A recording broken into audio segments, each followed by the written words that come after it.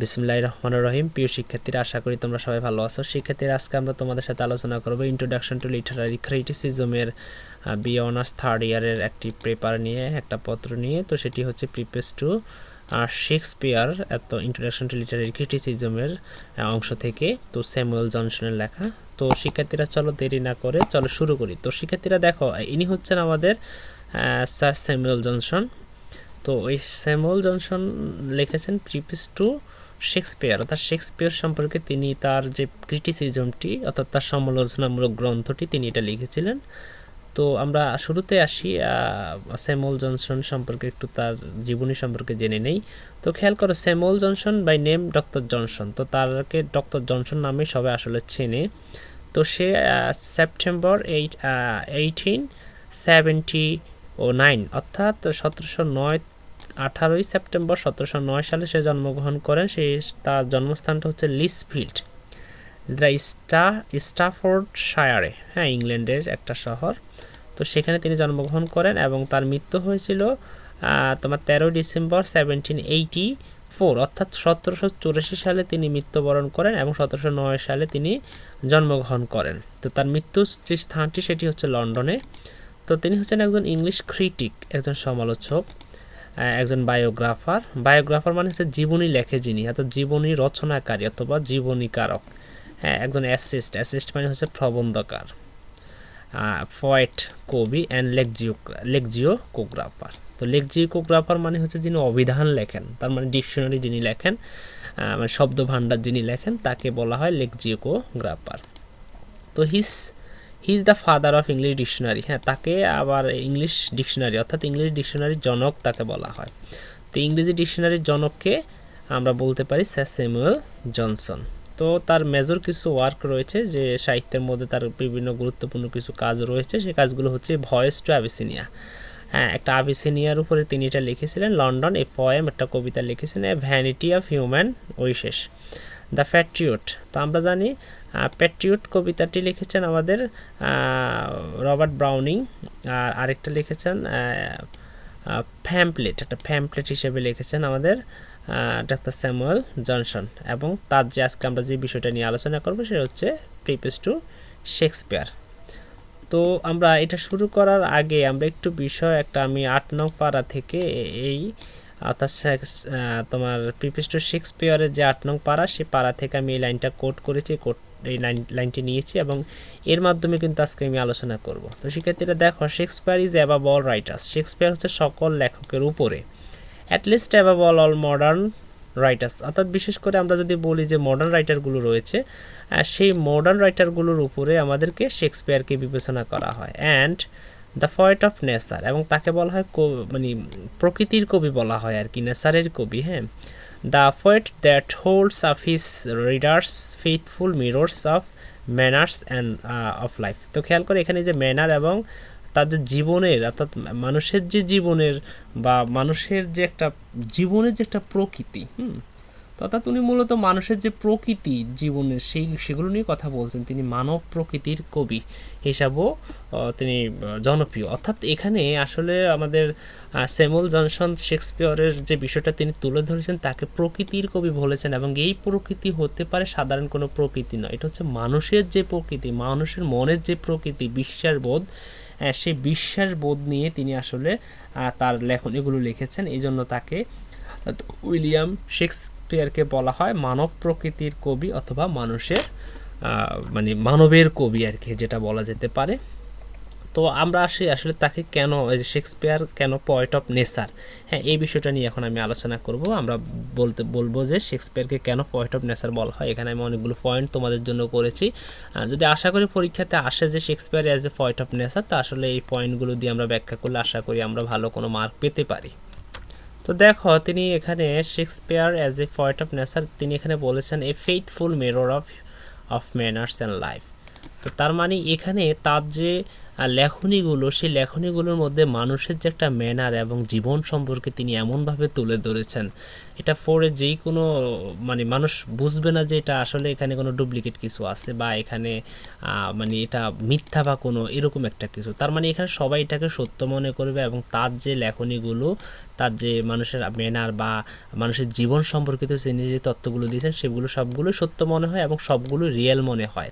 তো এই বিষয়টা তিনি এখানে তুলে ধরেছেন। তো তারপর আমরা যে সেকেন্ডলি আসি, যে faithfully represent human nature in his place. তো সে বিশ্বাসযোগ্যভাবে রিপ্রেজেন্ট করলো যে মানব অর্থাৎ হিউম্যান নেচারকে তার প্লেতে, faithfully represent human nature in his play. তার মানে এখানে হচ্ছে আমরা যদি উইলিয়াম শেক্সপিয়ারের কথা বলি, বিশেষ করে একদম কম সংখ্যক মানুষের হিউম্যান নেচারকে তাদের যে লেখনীগুলো সেই লেখনীগুলোতে বিশ্বাসযোগ্য করতে পেরেছে, মানে বিশ্বাসযোগ্য করে রিপ্রেজেন্ট করতে পেরেছে। কিন্তু আমরা জানি যে আমরা পড়েছি যে উইলিয়াম শেক্সপিয়ারের যে গল্প বা উপন্যাসগুলো সেগুলোর মধ্যে আমরা দেখি যে তিনি সুন্দর মতো হিউম্যান নেচারকে সুন্দরভাবে তিনি তার গল্প উপন্যাসগুলোতে কি করতে পেরেছেন, খুব ভালো মতো রিপ্রেজেন্ট করতে পেরেছেন। আমরা পরেরটা দেখি, হিজ ক্যারেক্টার আর ন্যাচারাল। আসলে তার যে ক্যারেক্টারগুলো, তার নাটকের বা যে চরিত্রগুলো সেগুলো হচ্ছে ন্যাচারাল, মানে এগুলো দেখে কেউ বুঝবে না যে এগুলো আসলে আর্টিফিশিয়াল। তো অন্যান্য রাইটাররা যেগুলো লিখেছেন সেগুলো আসলে মোটামুটি আর্টিফিশিয়ালি বলা যায়,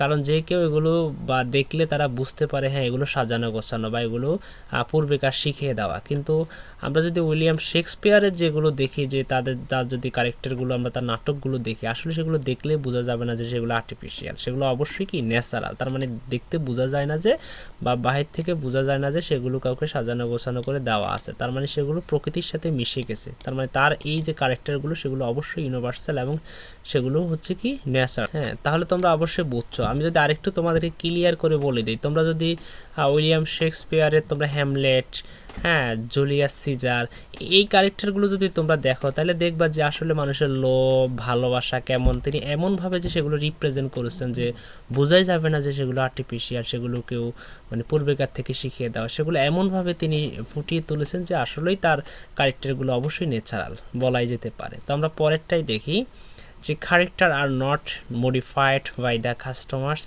অফ পার্টিকুলার প্লেস।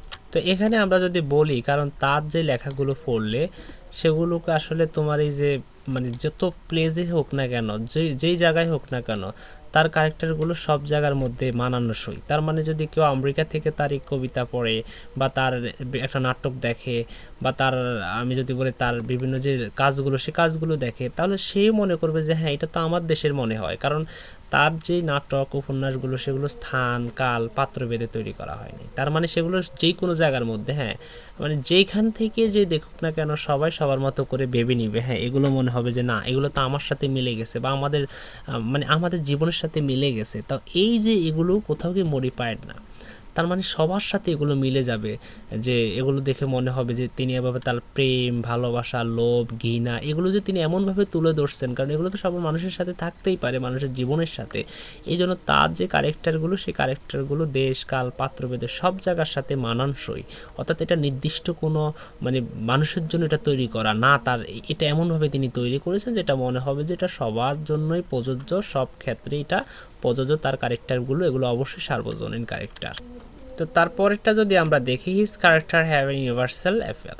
তো তার যে ক্যারেক্টারগুলো তো অবশ্যই ইউনিভার্সাল ছিল, মানে সার্বজনীনতা ছিল। তো বিশ্বের একদম কম সংখ্যক কবি রাইটাররাই ইউনিভার্সালিটি অর্জন করতে পেরেছেন। তো তাদের মধ্যে মানে এমন একদম কমই পেয়েছেন, কিন্তু আমাদের উইলিয়াম শেক্সপিয়ার কিন্তু তার যে ক্যারেক্টারগুলোর মধ্যে সার্বজনীনতা প্রমাণ পেয়েছেন বা সার্বজনীনতা বা ফুটিয়ে তুলছেন সারা বিশ্বের সকলের কাছেই। তো তার ক্যারেক্টারগুলো অবশ্যই ইউনিভার্সাল অ্যাপিয়াল রয়েছে। তো এই যে ইউনিভার্সাল যদি অ্যাপিয়াল থাকার কারণে আমাদের ডক্টর জনসন কিন্তু এই জন্য তাকে বলা হচ্ছেন পয়েট অফ নেচার। তো তারপরে আমি যদি এটা তোমাদেরকে দেখাই, the realistic and convincing for trial of human nature. তার মানে এইটা হচ্ছে এমন হবে যে যে কেউ বিশ্বের যেই কেউ তার একটা কবিতা হোক একটা নাটক হোক দেখে মনে হবে হ্যাঁ এটা তো অবশ্যই রিয়েল, এটা তো কোনো মানে এখানে বানোয়াট কিছুই নেই, এটা সম্পূর্ণ রিয়েল কাহিনী থেকে তৈরি, রিয়েল এখানে রিয়েল ভাব ফুটিয়ে তোলে হয়েছে। অর্থাৎ কেউ এটাকে অবিশ্বাস করবে না, কারণ এটা মানে যদি পড়ে তাহলে পড়লে অবশ্যই তারা বুঝবে হ্যাঁ এটার মধ্যে সব বাস্তবসম্মত, সব কিছু বাস্তব, তার মানে বাস্তবের সাথে সব কিছু মিলে যাবে যদিও সেটা নাটক বা তোমার পোয়েট্রি হোক না কেন। তো এই জন্য যে সে একটা রিয়েলিস্টিক ভাব ফুটিয়ে তুলে যে একটা তার যে মানে লেখাগুলো লিখতো বা লেখাগুলো লিখেছিল, এটা মানুষের মধ্যে একটা অ্যাকসেপ্টেন্স ছিল, মানে মানুষ সেটাকে গ্রহণ করতো, মানে এটা যে বাস্তবের মতো মনে হতো বলে সেটা মানুষ গ্রহণ করতো, মানুষ সেটাকে দেখতো। এই জন্য এই দৃষ্টিকোণ থেকেও তিনি তাকে বলছেন পয়েট অফ নেচার। তো তারপরেরটা যদি আমি দেখি, the dialogue accords with real life. তার মানে এখন এই বিষয়টা হচ্ছে কি, তোমরা আসলে বুঝবা যে আসলে আমাদের যে বাস্তব জীবন, তার ডায়লগগুলো আসলে অ্যাকর্ড করে মানুষের যে বাস্তব জীবনের সাথে। যে হ্যাঁ, যদি তার ডায়লগগুলো তোমার সামনে এসে কথা বলে, যে কথা বলে তোমার কাছে মনে হবে যে আসলে না, এটা বাস্তব মানুষ আমার সাথে কথা বলতেছে, তার মানে তার ডায়লগগুলোর সাথে তুমি অনেক সময় নিজে কল্পনা করতে থাকবা। হ্যাঁ, তুমি যদি রোজালিন হতে পারো, বা তোমার ভাবটা যদি সিলিয়ার মতো থাকতে পারে, অরল্যান্ডো, হ্যাঁ, তো এদের মতো যে তোমার ভাবগুলো, তার যে নাটকের উপন্যাসগুলোর মধ্যে তুমি অনেক সময় কি কল্পনা করতে পারো, বা কল্পনা করো তার যে ক্যারেক্টারগুলো, যেমন রোজালিন ক্যারেক্টার, মেয়েরা তার সাথে অনেকে কল্পনা করতে পারে বা অনেকে দেখতে পারে, বা ছেলেদের মধ্যে অনেক ক্ষেত্রে এটার একটা ভাব আসতে পারে যে রোজালিন দেখতে না জানি কেমন ছিল। এই যে যখন তোমার কাছে রোজালিন্ডের মতো মনে হবে, যখন রোজালিন মনে করে তোমার সাথে কেউ কথা বলবে, তখন এই যে তার যে নাটকের ক্যারেক্টারগুলো, সেগুলো তোমার কাছে একদম রিয়াল, বাস্তবিক মনে হবে। এগুলো অবশ্যই সেগুলো রিয়াল তোমার কাছে মনে হবে। তারপরে আসি, full of practical axiom and domestic উইজ। তো একদম শেষের দিকে তিনি যে কথাটা বলেছেন যে এই যে অ্যাক্সিওম, হ্যাঁ, একজন মানে হচ্ছে তার এই যে স্বতঃসিদ্ধ, মানে যেটার জন্য কোনো প্রমাণ লাগে না। তার মানে আমি আরেকটু যদি সহজে তোমাদেরকে বলি, যে তিনি যে আজ থেকে 400 বছর আগে যে কথাগুলো বলে গেছেন বা যে বিষয়গুলো তিনি বলে গেছেন, সেই বিষয়গুলোর জন্য এখন কোনো প্রমাণ লাগে না, কারণ সেই বিষয়গুলো অবশ্যই সত্য। তো একজন রাইটার এই বিষয়গুলোকে যে এমনভাবে বলে যায় যেগুলো বর্তমান পর্যন্ত সত্য, যেমন তিনি বলেছেন যে all glitters is not gold, মানে চকচক করলে শোনা হয় না, আসলে তো সেটা সত্য। তার মানে অতীতে যদি তিনি এই কথাটা বলে গেছেন, বর্তমানের সাথে এই বিষয়টা অনেকাংশেই কি মিলে গেছে। তো এই জন্য তার এই বিষয়গুলোর জন্য আসলে কোনো প্রমাণ লাগে না, তার এই বিষয়গুলো যে স্বতঃসিদ্ধ সত্য সেটাই তিনি বলে গেছেন। তো এই জন্য আসলে আমাদের ডক্টর স্যামুয়েল জনসন তাকে পয়েট অফ নেচার বলে গেছেন। তো এই বিষয়গুলো আশা করি তোমরা ভালো মতো বুঝছো। তো আমরা তারপরে আসি এখানে, the major fault of Shakespeare. তো এখানে তিনি এতক্ষণ ধরে আমাদের শেক্সপিয়ারের কী করলেন, সুনাম করলেন, এবং তার বিভিন্ন বিষয় আসলে নিয়ে তিনি কথা বললেন, এবং তার যে তাকে পয়েট অফ নেচার কেন বলা হয় সেটা নিয়ে তিনি আলোচনা করলেন। কিন্তু এখানে এসে তিনি the major faults of Shakespeare, তিনি তার কিছু ভুল তিনি ধরলেন। হ্যাঁ, কিছু জিনিস তিনি করলেন, যে যেখানে যে এই ভুলগুলো যদি আমাদের শেক্সপিয়ার না করতো তাহলে আরও ভালো হতো।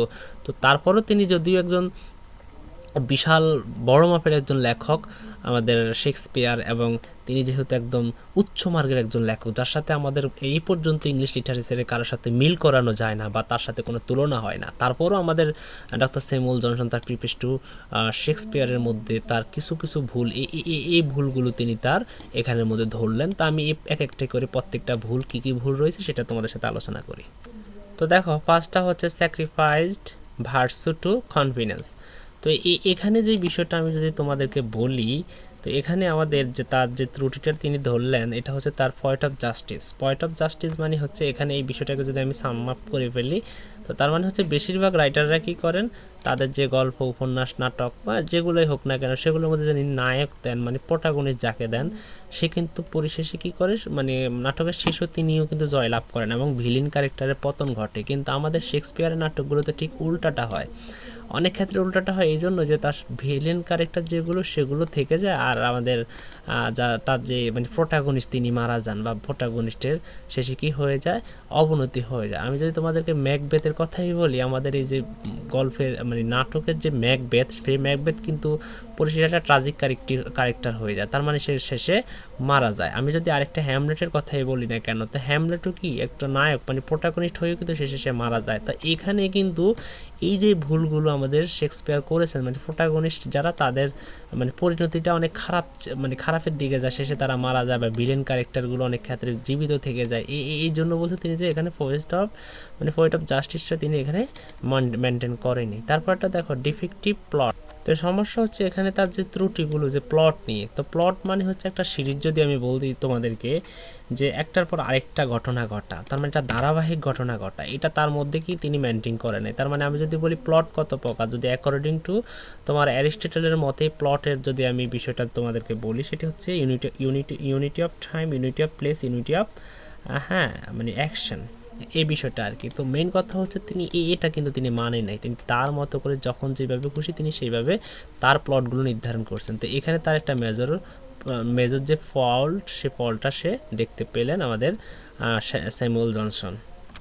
তো এইটা যদি আমি বলি লেটার পার্ট ইজ নেগলেক্টেড, মানে সর্বশেষ পার্টটা অর্থাৎ শেষের পার্টটা কি হয়, সবসময় অবহেলিত হয়, নেগলেক্টেড হয়। তো আমি যদি এটা তোমাদের আরেকটু বিশ্লেষণ করে বলি যে আমাদের স্যামুয়েল জনসন উইলিয়াম শেক্সপিয়ারের বিভিন্ন মানে নাটকগুলোতে তিনি যেই বিষয়টা পান যে তার নাটকগুলোতে শুরুটা যেভাবে হয় অর্থাৎ শেষের দিকে সেভাবে থাকে না, অর্থাৎ সেটা নেগলেক্টেড হয়ে যায়। মানে শুরুটা যতটা স্মার্ট নিয়ে শুরু হয় এবং শেষের দিকে অনেক কিছুকে অবহেলার চোখে দেখা হয়, অনেক কিছু থাকে না শেষে। তার মানে এখানে নায়কের করুণ অবস্থা হয় বা এখানে মানে অনেক কিছুই তিনি জানেন, এটা হয়তো উইলিয়াম মানে স্যামুয়েল জনসনের নিজস্ব মতো হতে পারে যে তিনি বলছেন তার নাটকের শেষের দিকে দিয়ে গিয়ে একটা অনেক কিছুকে কী করা হয়, অবহেলার চোখে দেখায়। তারপরেরটা যদি আমি তোমাদেরকে দেখাই যে unsuccessful both in tragedy and comedy. তো এই বিষয়টা কি বলছে যে আনসাকসেসফুল মানে অসফল বোধ উভয়টাই ইন ট্র্যাজেডি অ্যান্ড কমেডি। তার মানে ট্র্যাজেডি এবং কমেডি দুইটাই কি অসফল। তার মানে আমি যদি তোমাদেরকে একটু সহজে বলতে চাই যে যদি উইলিয়াম শেক্সপিয়ার ট্র্যাজেডি লিখতে যায় তার মানে সে ট্র্যাজেডি পরিপূর্ণ লিখতে পারে না, সেটার মধ্যে অসফল থেকে যায়, মানে আনসাকসেসফুল থেকে যায়। যদি কমেডি লিখে তাইলে সেটা কমেডিও আনসাকসেসফুল থেকে যায়। তার মানে সে ট্র্যাজেডি লিখতে গেলে সের মাঝে কিছুটা কমেডি কিছুটা ট্র্যাজেডি ভাব চলে আসে। এই জন্য তার বেশিরভাগই মানে নাটক বা উপন্যাসগুলো সেগুলো হয় ট্র্যাজেডি নয় কমেডি, মানে ট্র্যাজেডি বা কমেডি উভয়টাই হয়ে যায়। হ্যাঁ, হয় সেটা ট্র্যাজেডি না সেটা কমেডি, কিন্তু সেটা সাকসেসফুল হয় না। তার মানে ট্র্যাজেডি এবং কমেডি দুইটা ভাব চলে সেটা ট্রাজি কমেডি হয়ে যায়। অন্যান্য রাইটারদের যদি আমরা কথা বলতে যাই, তারা যদি যেইগুলো লেখে না কেন, তারা ট্র্যাজেডি লেখে ট্র্যাজেডি লেখে, তারা যদি কমেডি লেখে তাহলে সাকসেসফুল কমেডি লেখে। তো এই জন্য এই ভুলগুলো কিন্তু অন্যান্য রাইটাররা করে না, যে এই ভুলগুলো আমাদের উইলিয়াম শেক্সপিয়ার করেছেন। তো এই জন্য তাকে বলছেন যে উইলিয়াম শেক্সপিয়ার কি unsuccessful both tragedy and comedy, মানে ট্র্যাজেডি এবং কমেডি দুইটাতে তিনি অসফল, তার মানে দুইটাতে তিনি ব্যর্থ, এটা বুঝাইছে আর কি। তো এখানে দেখো যে শেক্সপিয়ার ফেটাল এক্সপ্রেশন ফর কুইবল, কুইবল শব্দের অর্থ হচ্ছে ধাত্মক, মানে দুইটার অর্থ যেটা রয়েছে যে শেক্সপিয়ারের পেটাল এক্সপ্রেশন। অনেক ক্ষেত্রে শেক্সপিয়ার কি করেন, অনেকগুলো ক্যারেক্টার যেই ক্যারেক্টার কাজটা বোঝানোর কথা সেটা অনেক ক্ষেত্রে বোঝাতে পারে না, অর্থাৎ অনেকগুলো চরিত্র রয়েছে যে চরিত্রগুলো মানে যেটা বোঝানোর দরকার সেটা বোঝাতে পারে না। যেমন আমরা তার ক্লিফার্ট্রা যখন আমরা ওর কথা বলতে পারি, তো এটা হার্মফুল ক্যারেক্টার যদিও ছিলেন, কিন্তু তার যে চরিত্রটা সেটা কি মানে এখানে কি রোল প্লে করবে সেটাও কিন্তু তিনি বোঝাতে পারেন নাই। এই জন্য এটাকে অনেক ক্ষেত্রে দার্থক বলা হয়েছে। তার মানে সে তার ভুলগুলোকে মানে এখানে তার যে কাহিনীগুলো সেগুলোকে ভালো মতো উপস্থাপন করতে পারে না, এটাই বোঝা। তো এই যে ফল্টি কম্পোজিশন, এই ফল্টি কম্পোজিশন মানে হচ্ছে আমাদের শেক্সপিয়ারের যেই তোমার নাটক হোক যাই হোক না কেন, সেগুলো যখন লেখার ফলে তার এই যে কম্পোজিশনটা মানে শুরু থেকে যেভাবে যায় শেষের দিকে গিয়ে যে একটা ভুল পথে পরিচালিত হয়, একটা ফল্ট হয়ে যায়। তো সেখানে এটাই তারা বুঝাইছেন। তারপরে দেখো আনইকুয়াল ওয়ার্ডস অর থিংস, দেখো আনইকুয়াল মানে হচ্ছে অসমান যে ওয়ার্ডগুলো অথবা যেগুলো হয় আর কি, মানে আনইকুয়াল মানে সমান নয়, এই ওয়ার্ডগুলো দেখা গেছে কি অনেক ক্ষেত্রে এমন ক্যারেক্টারদেরকে দিয়ে প্লে করানো হয়, অর্থাৎ এমন ক্যারেক্টারদেরকে দিয়ে বলানো হয় যেগুলো আসলে এই ক্যারেক্টারগুলো অনুপযুক্ত বলানোর জন্য। তো এখানে তার কিছু ভুল তিনি আমাদের স্যামুয়েল জনসন ফাইন্ড আউট করেছেন, যে তিনি বলছেন যে উইলিয়াম শেক্সপিয়ার কি করে এই যে এমন ব্যক্তিদেরকে দিয়ে তার গুরুত্বপূর্ণ এমন ল্যাঙ্গুয়েজ ইউজ করানো হয় যা প্রকৃতপক্ষে আসলে এটা দেখতে মানে অনেকটা মানানসই না। হ্যাঁ, এটাই তিনি বুঝাইছেন। তো তারপরে এখানে বলছে যে শেক্সপিয়ার্স ল্যাঙ্গুয়েজ, তার মানে আমাদের স্যামুয়েল জনসন শেক্সপিয়ারের ল্যাঙ্গুয়েজ নিয়েও কিন্তু সে ক্রিটিসাইজ করেছেন। সে বলেছেন যে শেক্সপিয়ার ইচ্ছে করলে আর সহজ করে লিখতে পারতো, আর যারা বিগিনার লেভেলের মানে পাঠক রয়েছেন, রিডার রয়েছেন, তাদের কাছ থেকে অনেকটাই কঠিন মনে হয়, অনেকটাই বোধগম্য হয় না, তার এই যে বিষয়গুলো, তার যে ল্যাঙ্গুয়েজটা অনেকটাই বোঝা যায় না। তো সে বলছে যে এই ল্যাঙ্গুয়েজগুলো যদি আরও সহজ করে তিনি ইউজ করতেন তার প্লেগুলোতে, আসলে মানুষের জন্য সেটা অনেকটাই ভালো হতো, মানুষ সেটা আরও ভালো মতো বুঝতে পারতো। তো এটা তিনি তার একটা ফল্ট হিসাবে পেয়েছেন। তো আমরা যদি এখানে দেখি যে ভায়োলেশন অফ হিস্ট্রি, তো ভায়োলেশন মানে হচ্ছে সে লঙ্ঘন করে, ইতিহাসকে সে লঙ্ঘন করে। তো ইতিহাসকে সে কীভাবে লঙ্ঘন করে, তার মানে আমি যদি একটু বলি যে তার বিভিন্ন নাটকগুলোতে প্লেগুলোতে সেই ইতিহাসকে এমনভাবে তুলে ধরছেন, মানে তার সুবিধা যেভাবে হয় সে সেইভাবে ইতিহাসকে তুলে ধরে, তার যেভাবে ভালো লাগে সে সেভাবে ইতিহাসকে তুলে ধরে। এইভাবে এক ধরনের ইতিহাস বিকৃতি কিন্তু হয়ে যায়, ইতিহাসের কিন্তু লঙ্ঘন হয়ে যায়। তো এইভাবে সে কিন্তু এই ফল্টগুলো করছেন। তো এই যে আমি তোমাদেরকে এতক্ষণ ধরে যে ফল্টগুলো তোমাকে বলেছি, এই ফল্টগুলো কিন্তু আমাদের উইলিয়াম শেক্সপিয়ারের মেজর ফল্ট হিসাবে আমাদের ডাক্তার স্যামুয়েল জনসন তুলে ধরেছেন। যদি এটা পরীক্ষাতে আসে তাহলে এই পয়েন্টগুলো লিখে মোটামুটি ব্যাখ্যা করলে ভালো একটা মার্ক আসবে আশা করা যায়। তো আমি আজকে তোমাদের সাথে যে বিষয়টা নিয়ে আলোচনা করছি আশা করি তোমরা বুঝতে পারবা। যদি ভালো লাগে অবশ্যই চ্যানেলটি সাবস্ক্রাইব করবা, সাবস্ক্রাইব করো, ভালো লাগলে অবশ্যই তোমাদের বন্ধুদের সাথে শেয়ার করো। ইনশাল্লাহ সামনে আরও অনুপ্রাণিত হলে আরও ভালো কিছু দিতে তোমাদেরকে চেষ্টা করবো। টিল দেন, আল্লাহ হাফেজ।